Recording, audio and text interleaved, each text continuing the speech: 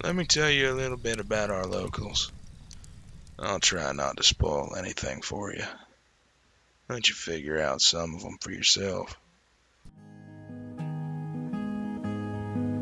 I walk through the valley of the shadow of death, and I fear no evil, 'cause I'm blind to it all. In my mind, in my gun, they comfort me, because I know I'll kill my enemies when they come. Survivors. These are the people that were left over after everything went down.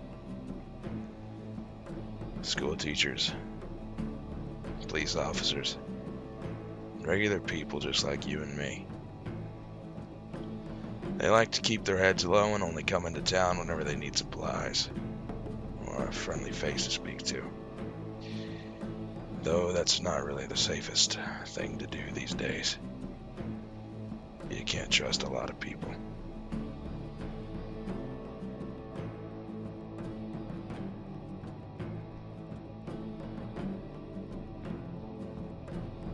After the leftovers, you've got yourself the mobsters. They're particularly loud-mouthed, and they tend to have more brawn than they do brains. They don't like to go around picking fights, but if one comes a-calling, they're sure to answer, especially if their family gets messed with.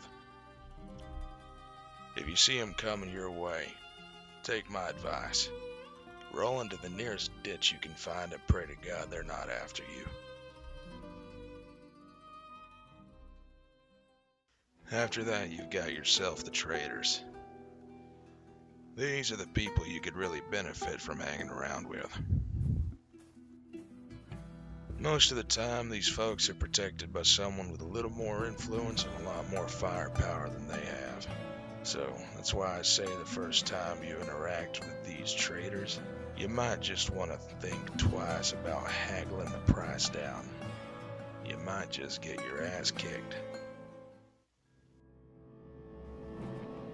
Now you're thinking, this ain't so bad. Ain't nothing to worry about in this place.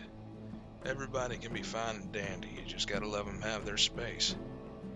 Well, you'd think that until you ran into the bandits. There are none of them that are collective. They all travel separately. You might run into a few groups of them here and there, but ain't none of them got no allegiances. They'll take what they want, when they want. And you best not resist, because they won't think twice to put a bullet in your head for that shiny watch you got in your pocket. One can only be so lucky to face these people and survive.